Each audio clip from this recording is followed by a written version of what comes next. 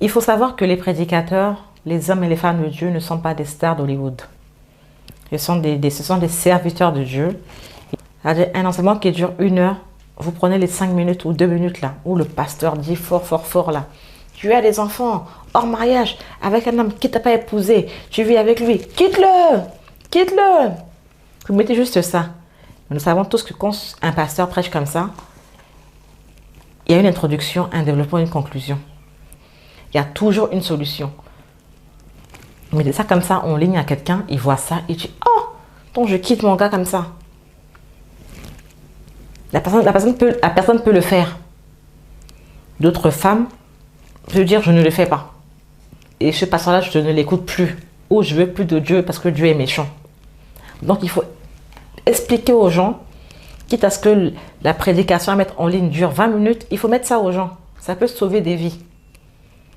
Dire à quelqu'un que ah, tu as eu un enfant hors mariage, c'est Ismaël. C'est Ismaël. Trouve Isaac. Donc moi qui suis mère seule, qui ai un enfant hors mariage par exemple, moi si c'est Angola, eh bien oui, un très beau garçon. Magnifique. Changa Mouchanga. Un beau garçon. Donc c'est Ismaël. C'est pas Ismaël. Hein? Non, c'est pas Ismaël. C'est un enfant béni de Dieu. C'est un enfant que j'ai eu. Hors mariage, certes. Je ne vais pas le mettre à la poubelle. Moi, j'ai un de mes frères qui est converti, qui est fiancé, qui a des enfants magnifiques, mais qui prépare son mariage. C'est pas encore le... Mais ils ont quand même eu 4 enfants. Donc il fait quoi? Ce sont des Ismaël. Donc il les met à la poubelle et puis il cherche une autre femme. Ah non. Il faut expliquer aux gens que Dieu aimerait bien que tu sois marié. Il va dire, ah bon, ben oui, c'est important. Et ainsi, la personne fait la démarche de se marier. J'ai écouté le témoignage de Papa Wemba, un de ces témoignages où il disait que quand il a rencontré le pape, je crois que c'était Benoît XVI, hein, je ne sais plus, ou bien pape, je ne sais plus, je crois Benoît XVI, je crois, ou peut-être pape François, hein, désolé. Il disait qu'il a rencontré et il lui disait, alors vous êtes marié? Il a dit, non, non, non, mais j'ai ma femme, on a des enfants et tout ça. Je suis avec elle depuis plus de 30 ans, donc c'est ma femme. Le pape lui a dit, non, ce n'est pas ta femme. Il a dit, ben si. Il dit, vous êtes marié? Il a dit, non. Il dit, mais ce n'est pas encore ta femme. Si là, tu meurs, tu vas au ciel, Dieu dira que ce n'est pas ta femme. Il a dit, oh, 30 ans de vie commune. Le pape lui a dit, oui. Ce n'est pas considéré. Ça a poussé le monsieur à se régulariser. Il s'est marié. 3-4 ans après, je crois. Il a été rappelé par le Seigneur. Vous voyez, c'est très important. Donc, il faut mettre des messages comme ça sur Internet, mais montrer aux gens la solution qui suit après. Parce que très souvent, quand les pasteurs eux-mêmes ils prêchent, il y a la solution après. Eux-mêmes le disent. Hein. Vous nous créez des problèmes, vous mettez que 2 minutes de ce qu'on a dit, et puis c'est hors contexte, tout ça.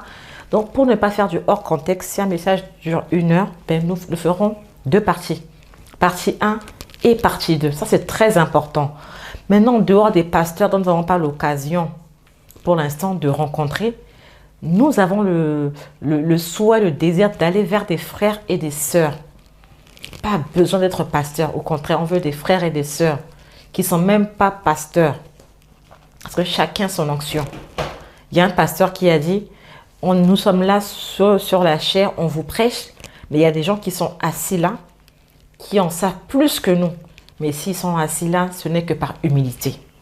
Donc, il y a des gens qui sont soit en train déjà de sortir sur Facebook, qui font des lives, qui prêchent et tout ça, et qui ne sont pas pasteurs, ou des frères et des sœurs qui sont cachés. Dieu nous permettra à nous d'aller les rencontrer.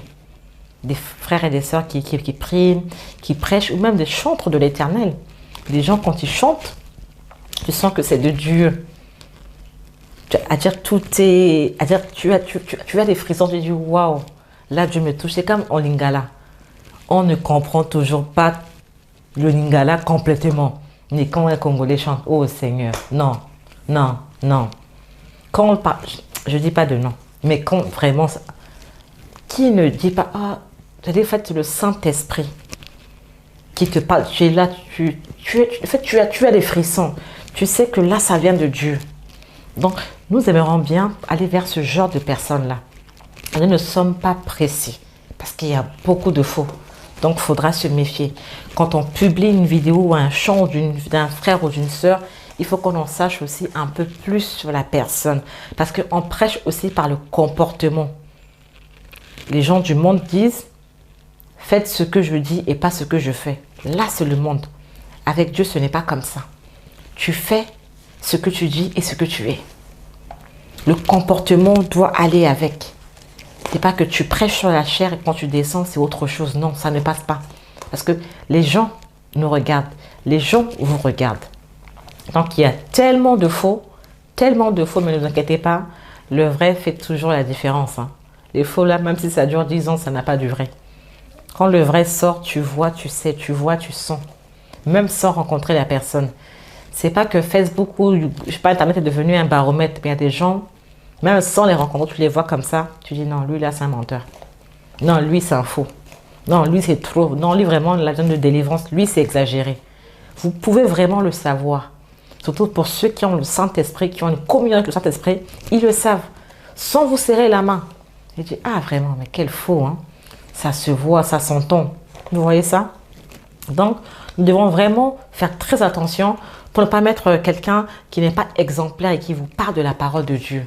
Beaucoup disent, ah, je ne suis pas pasteur, donc je peux chanter, avoir une vie de débauche. Non, on prêche aussi à travers un chant.